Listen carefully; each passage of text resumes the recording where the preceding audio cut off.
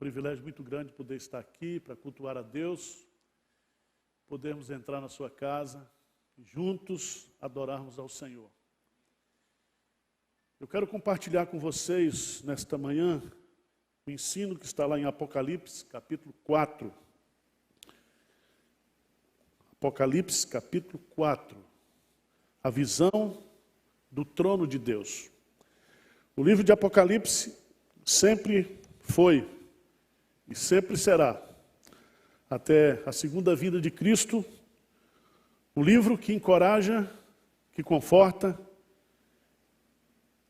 que consola a igreja nessa jornada até a segunda vinda.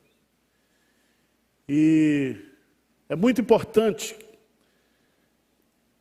nós meditarmos na doutrina da soberania de Deus e ver nessa doutrina as implicações práticas que ela tem para a nossa vida. Ou seja, vamos fazer uma leitura da história presente, daquilo que está acontecendo hoje no Brasil e no mundo, a partir do trono de Deus. Porque o trono de Deus governa a história. Amém? E nós queremos, talvez até, trazer uma mensagem profética nessa manhã aqui. Eu não sou profeta, os profetas já passaram, mas a partir do momento que você expõe a palavra de Deus, você está expondo a profecia. E Apocalipse diz que o espírito da profecia é Jesus Cristo. E Ele é que deve ser glorificado dessa manhã. Diz aí, acompanhe por favor, Apocalipse capítulo 4. Depois dessas coisas olhei, e eis não somente uma porta aberta no céu, como também a primeira voz que ouvi, como de trombeta, ao falar comigo, dizendo: sobe para aqui, e te mostrarei o que deve acontecer depois dessas coisas.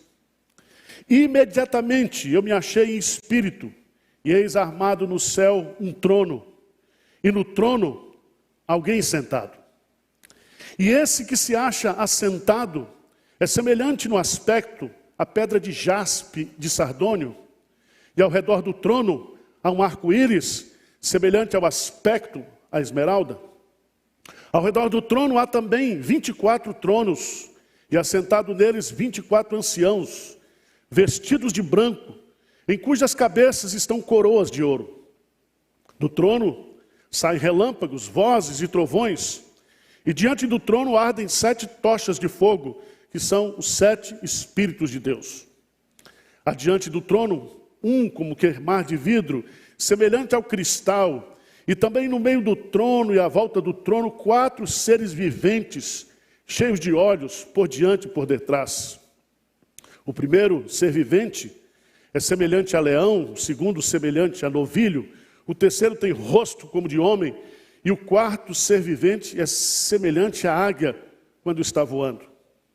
E os 4 seres viventes, tendo cada um deles, respectivamente, 6 asas, estão cheios de olhos, ao redor e por dentro. Não tem descanso, nem de dia, nem de noite, proclamando: Santo, Santo, Santo é o Senhor Deus, o Todo-Poderoso, aquele que era, e que é, e que há de vir.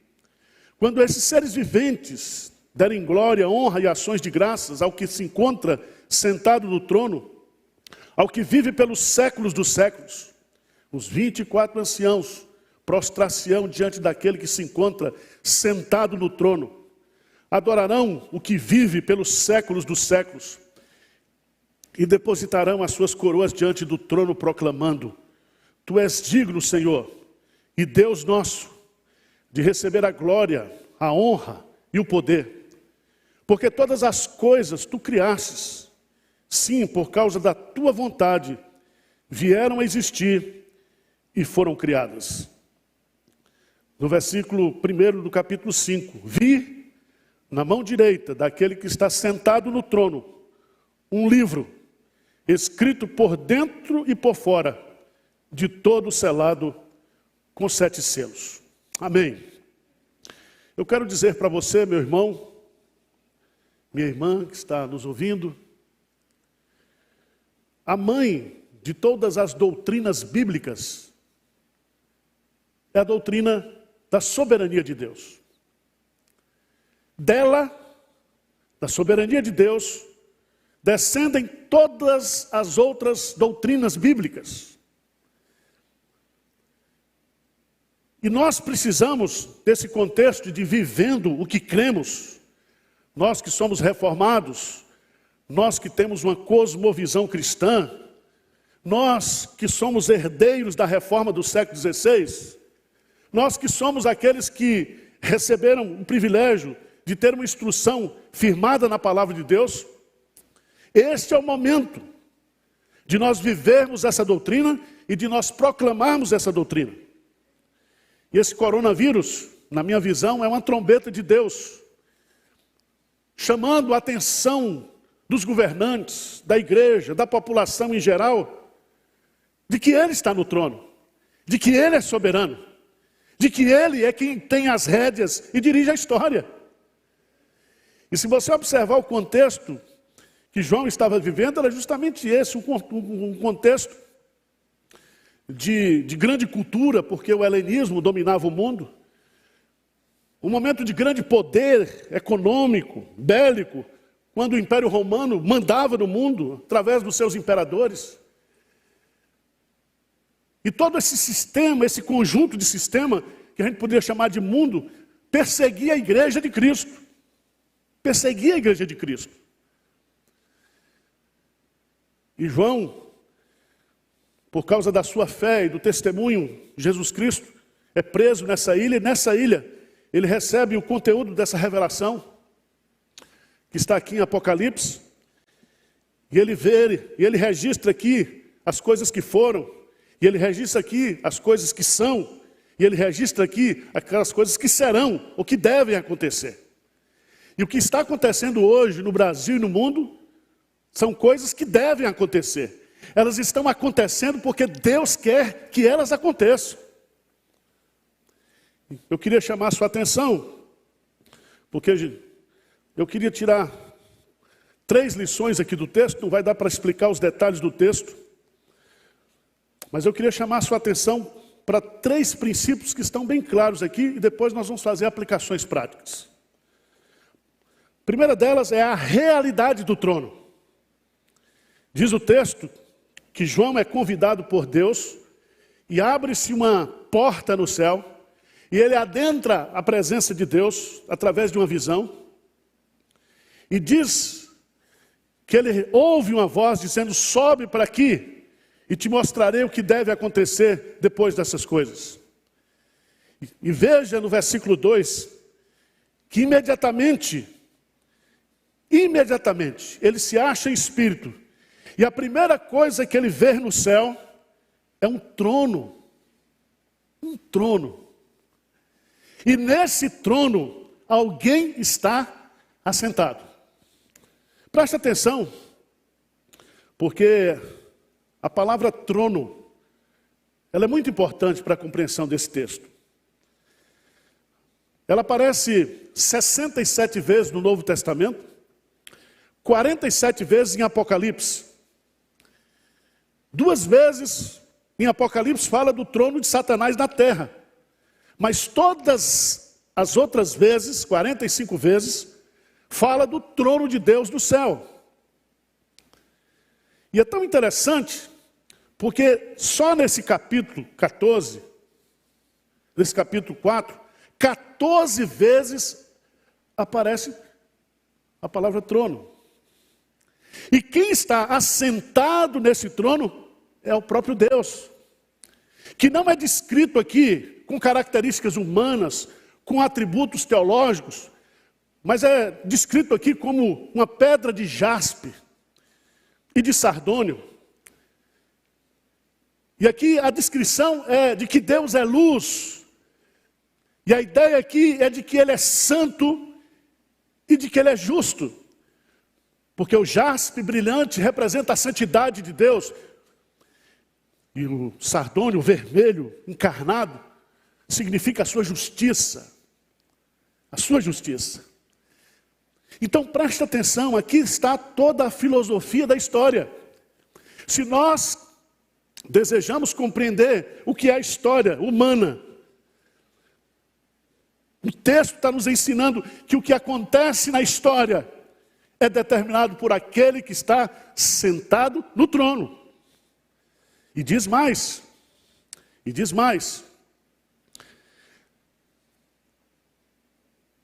há uma adoração constante diante do trono.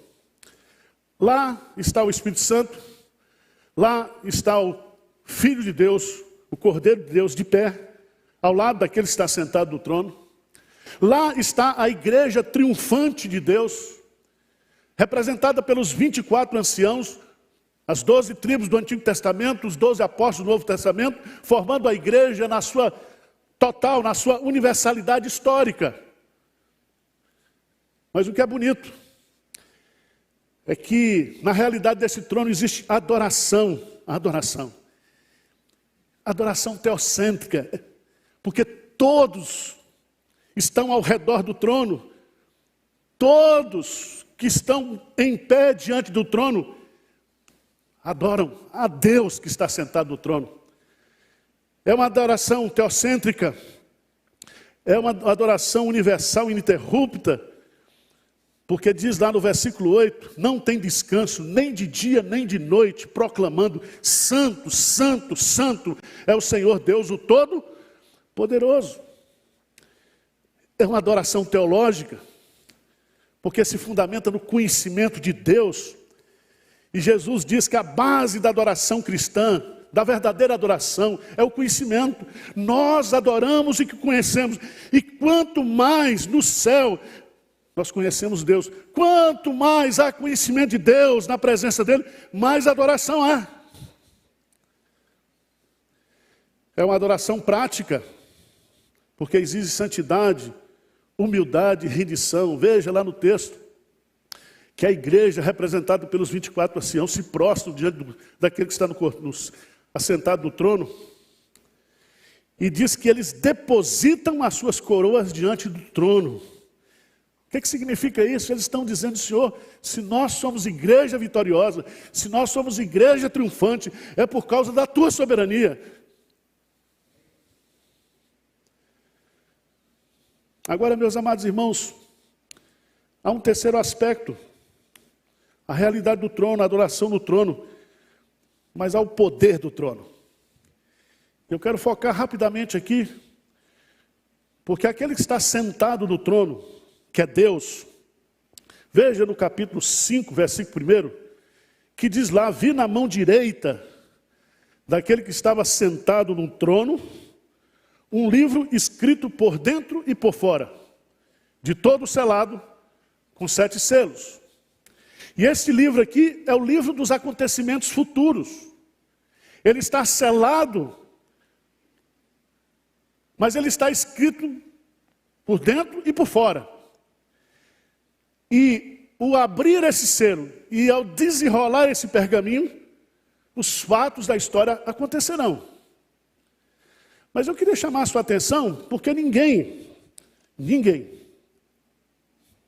no céu, nem na terra, nem debaixo da terra, foi achado digno de abrir o livro, de desatar os selos. E houve um momento de desespero no céu, o próprio ancião começa a chorar, porque diz, a história está fechada, a história está selada, Deus está no trono, mas quem é que vai comandar a história? Quem é o Senhor da história? Quem é o executor da história? Diz o texto sagrado, versículo 7, veio, pois, e tomou o livro da mão direita daquele que estava sentado no trono. E quando tomou o livro, os 4 seres viventes, os 24 anciãos, prostraram-se diante do Cordeiro, tendo cada um deles uma harpa e taças de ouro cheias de incenso, que são as orações dos santos. E aí entoa-se um cântico de adoração e de louvor, porque ao Cordeiro de Deus, ao Filho Jesus Cristo, é dada a honra, a glória, o louvor, porque somente Ele é digno de desatar os selos e de abrir o livro. Preste atenção, aqui nós temos o poder do trono. Tudo que acontece na história humana está no controle de Deus. Deus reina soberanamente. Nada acontece na terra sem a permissão de Deus. Eu queria que você abrisse sua Bíblia no Salmo 103, versículo 19. 103, versículo 19. Diz assim: nos céus estabeleceu o Senhor o seu trono, e o seu reino domina sobre tudo. Está estabelecido o reino de Deus, e ele reina sobre tudo e sobre todos. Quando Jesus começa a desatar os selos, algumas revelações são feitas, e a primeira delas é que enquanto Jesus não voltar, nesse período entre a primeira vinda e a segunda vinda, haverá no mundo, na terra, na história humana, violência, haverá fome, haverá peste perniciosa, mortandade. Juízos de Deus virão sobre a história durante esse percurso. Ainda não é o fim. E ele usa aqui a figura das 7 trombetas. E as 7 trombetas justamente são usadas para avisar o povo de Deus, para avisar a população que no céu está o nosso Deus e tudo faz como lhe agrada.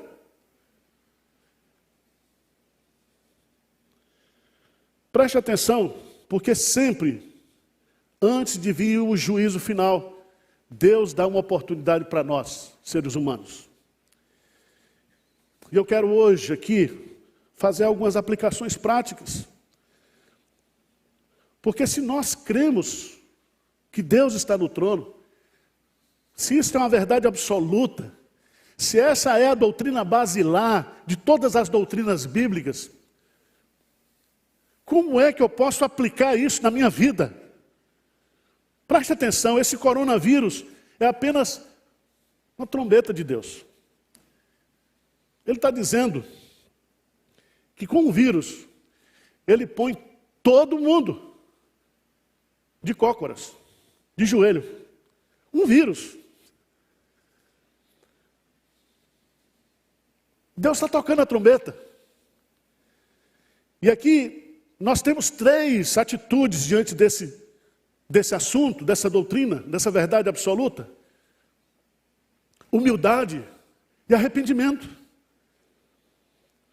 Presta atenção, vocês que fazem parte da classe política, prefeito de São Paulo, governador de São Paulo, Bolsonaro, presidente da República. Deus está no trono. O poder que vocês têm é derivado. Deus pôs vocês e Deus pode tirar vocês a qualquer momento. É necessário se curvar diante de Deus, é necessário colocar a boca no pó. Não use o poder que Deus tem dado para vocês, para manipulação, para mentira. Não leve o nome do Senhor em vão. Bolsonaro, por favor. Por favor. Vocês políticos, parem de roubar. Parem de roubar. Não vai ter mais o que roubar. Deus está no trono. E diz o trono de Deus, ele é firmado em santidade e justiça.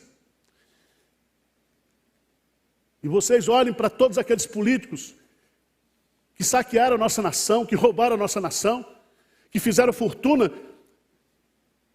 e não têm o prazer e o privilégio de desfrutar. E o pior é que se vocês não se arrependerem, se não houver um arrependimento, exige o juízo eterno, o castigo eterno. É tempo de quebrantamento. É tempo de arrependimento. Vocês da classe juristas, juízes, desembargadores, vocês precisam se curvar diante daquele que é o juiz supremo de toda a terra. E ele julga com justiça. Com justiça. Vai uma palavra para a igreja. Nós precisamos ter humildade, arrependimento. Essas falsas igrejas, esses falsos pastores, que roubam a população, que mentem em nome de Deus, que falam cometendo estelionato espiritual, enganando a população, mentindo, fabricando sinais, milagres, construindo impérios com mentiras. Deus está no trono. Deus está no trono. Nós, igreja, precisamos nos humilhar, precisamos de arrependimento. Das 7 cartas que Deus escreveu, que Jesus escreveu para as igrejas do Apocalipse, sempre a mensagem era essa: arrependei-vos. Arrependei-vos. A classe científica, a ciência que expulsou Deus, que substituiu Deus por uma teoria, uma hipótese. Vocês estão de cócoras, porque com todo o conhecimento que vocês têm, com tantas universidades, com tanta tecnologia, com tudo que vocês têm, vocês não conseguem.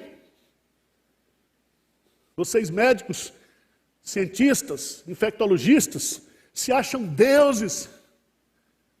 Mas Deus está aqui, Ele reina. Um dos testemunhos mais bonitos que eu vi e recebi ontem, de um médico de 36 anos na Itália, ateu, e cuidando das pessoas no desespero, ele começou a entender que Deus existe. E ele com seus colegas, vendo a fabilidade do conhecimento, dos recursos, as pessoas morrendo, eles então desesperadamente se curvam diante de Deus. A ciência precisa reconhecer. Veja que ao Senhor pertence. Veja lá no versículo 12, do capítulo 5. Digno é o Cordeiro que foi morto de receber o poder, a riqueza e a sabedoria. Presta atenção, não existe sabedoria fora de Deus. Todo conhecimento científico verdadeiro, toda pesquisa parte de algo que Deus já fez, já está criado.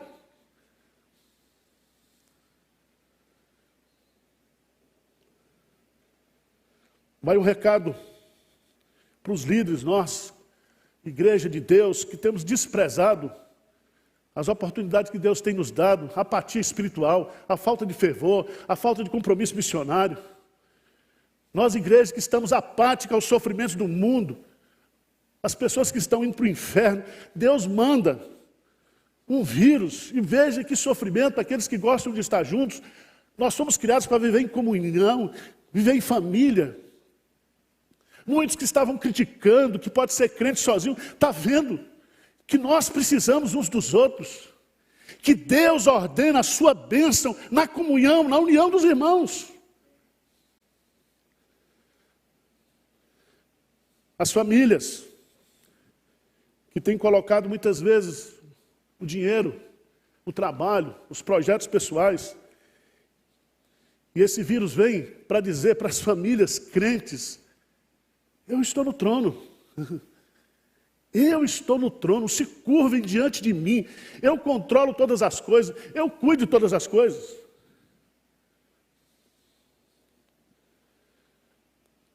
Segunda implicação, meus amados irmãos, da doutrina da soberania de Deus.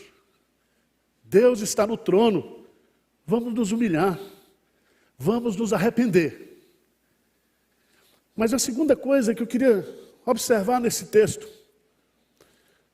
é que só existe esperança para nós, porque Deus está no trono. E a única coisa que pode influenciar o trono de Deus são as orações da igreja. Se a igreja se reunir para orar, a gente mata esse vírus aí em 24 horas. Se a igreja, se o meu povo que se chama pelo meu nome, se humilhar e orar, e se converter dos seus maus caminhos, eu ouvirei dos céus, sararei a sua terra, e perdoarei os seus pecados. Veja, por favor, lá em Apocalipse capítulo 5, versículo 8. E aqui eu falo para esses calvinistas aí, de gabinete, calvinista teórico, incrédulo, muitos não são convertidos, que ensinam a doutrina da soberania de Deus, desconectada com o poder da oração. Vocês precisam reestudar e rever a teologia de vocês. Veja no texto, versículo 8, e quando tomou o livro, os 4 seres viventes, os 24 anciãos, prostraram-se diante do Cordeiro, em adoração, tendo cada um deles uma harpa para louvar, para adorar, e taças de ouro cheias de incenso, que são o quê? As orações dos santos. Vamos para o capítulo 8. Capítulo 8, no 7º selo. 7º selo. Veio, versículo 3, veio outro anjo e ficou de pé junto ao altar, como um incensário de ouro, e foi-lhe dado muito incenso para oferecê-lo com as orações de todos os santos sobre o altar de ouro que se acha diante do trono. Veja bem, meu irmão, Deus está sentado no trono, comandando a história. Jesus Cristo está de pé, à direita de Deus. O Espírito Santo está presente. A Trindade está reinando. Jesus Cristo é o nosso intercessor nos céus. Ele intercede por nós. O Espírito Santo intercede por nós aqui da terra, para a sala do trono, para que Deus mude situações. Preste atenção, nós podemos como igreja experimentar o grande avivamento, porque o avivamento nada mais é do que nós voltarmos para a soberania de Deus. A soberania de Deus é a mãe de todas as doutrinas bíblicas. Nenhum movimento de reforma, a reforma do século XVI, surgiu por causa da soberania de Deus. Todos os movimentos de reavivamento têm como pilar a soberania de Deus. Charles Spurgeon, ele disse, a doutrina do avivamento é a onipotência de Deus. Porque tirando a onipotência de Deus, nós só ficamos com a soberba do homem. O homem querendo o lugar de Deus. E Deus está no trono. E vocês que estão governando o mundo hoje, vocês que expulsaram Deus das escolas, das universidades, vocês aí da França, que tiraram até os crucifixos de dentro das repartições públicas, vocês, governantes do Brasil, que têm trabalhado para destruir os princípios de Deus, os valores de Deus, Deus está tocando uma trombeta para vocês. Deus está tocando uma trombeta para nós. Nós precisamos de arrependimento, de quebrantamento, de oração, para que Deus não permita que coisas piores aconteçam a partir desse momento. Veja no texto de Apocalipse capítulo 8, versículo 3, que o anjo tomou o incensário, esse incensário, encheu de fogo do altar e o atirou sobre a terra. Preste atenção que isso significa que houve uma reação do trono de Deus, por causa da intercessão de Jesus Cristo, que é o Senhor da história, por causa da intercessão do Espírito Santo, sobre os gemidos da igreja, sobre a oração dos mártires, sobre o povo de Deus que está orando na terra.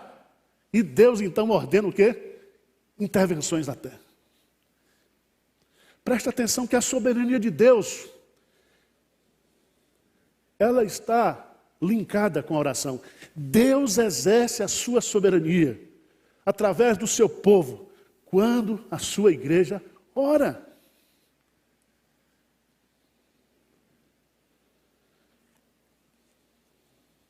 Eu quero convidar você,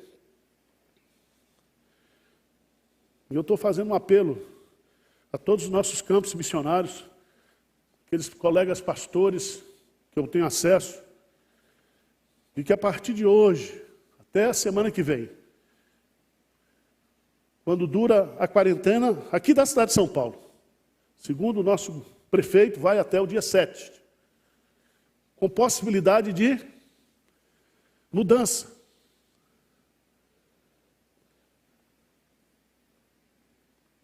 Vamos orar. Vamos orar, porque Deus está no trono. E se nós nos juntarmos em oração, com humildade, arrependimento, quebrantamento, Deus pode suspender, matar, destruir esse vírus. E depois juntos nós vamos dizer, isso foi resposta de oração. De oração. Lembre-se, meu irmão, antes da taça da ira dos flagelos de Deus, veio a trombeta dizendo, arrependam-se. É tempo de arrependimento, é tempo de quebrantamento. Se eu pudesse, eu chamaria o povo para orar nas praças. Mas está proibido ajuntamento, né? Ajuntamento. O diabo é tão desgraçado que até isso, né? Está no controle de Deus. Mas nós podemos nos unir em oração. Olhando para o Papa Francisco ontem, na Praça do Vaticano. Se eu pudesse falar com Francisco, eu ia dizer, Francisco, vocês colocaram a instituição no trono que não é de vocês. O trono é de Deus. E apesar de vocês cristãos da Itália serem 70% da população italiana, não há quebrantamento. E a igreja, impotente, porque a igreja colocou a instituição, colocou a criatura no lugar do Criador. E a força da igreja está na sua fraqueza. A vitória da igreja de Cristo está na sua derrota para si mesmo. Quando ela se derrota para si mesma, manifesta o poder de Deus, a glória de Deus, a soberania de Deus. Então, nós temos esperança. Se a gente orar, Deus está no trono, vai resolver isso rapidinho para nós. Convido você para ajoelhar onde você estiver. Simbolicamente, como igreja, você que está em casa, ajoelhe-se com a sua família.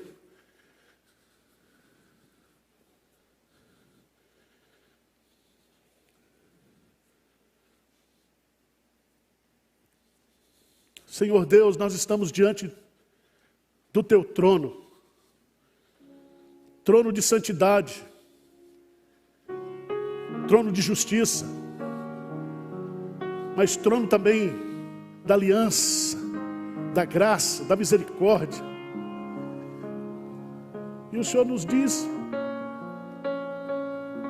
que se nós nos achegarmos a Ti, Senhor, com todo o nosso coração, reconhecendo as nossas fraquezas, os nossos erros, os nossos pecados, nós temos aí o sumo sacerdote que nos conhece, que intercede por nós, que sabe das nossas fraquezas. Pai, na tua justiça, lembra da tua misericórdia, Senhor. Olha para esses idosos que estão morrendo. Olha, ó Deus, para esses médicos que estão sendo contaminados. Olha, ó Deus, para a população carente, favelada de São Paulo, do Brasil, que pode ser dizimada por falta de estrutura sanitária, por falta de estrutura médica. Pai, tem misericórdia nesse momento. Tu és o Deus da história. Reivindica, Senhor, a tua glória, a tua soberania nesse momento. Quebranta, ó Deus, as autoridades constituídas, o nosso governador, o nosso presidente, nosso prefeito, os nossos vereadores, deputados, Câmara Federal. Pai, tem misericórdia de nós, Pai. Tem misericórdia, Senhor. Olha para a tua igreja.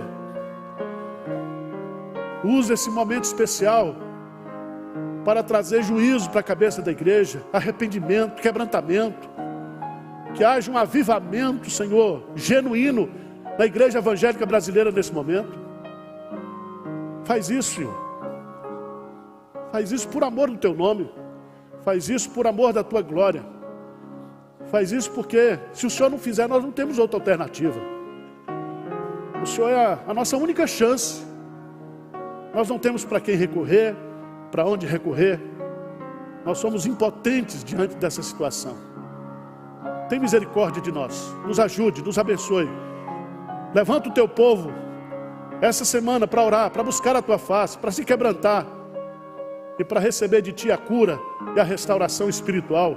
E depois, juntos, nós daremos glória ao Teu nome, aqui e para sempre na eternidade. Nós oramos humildemente, em nome de Jesus. Amém.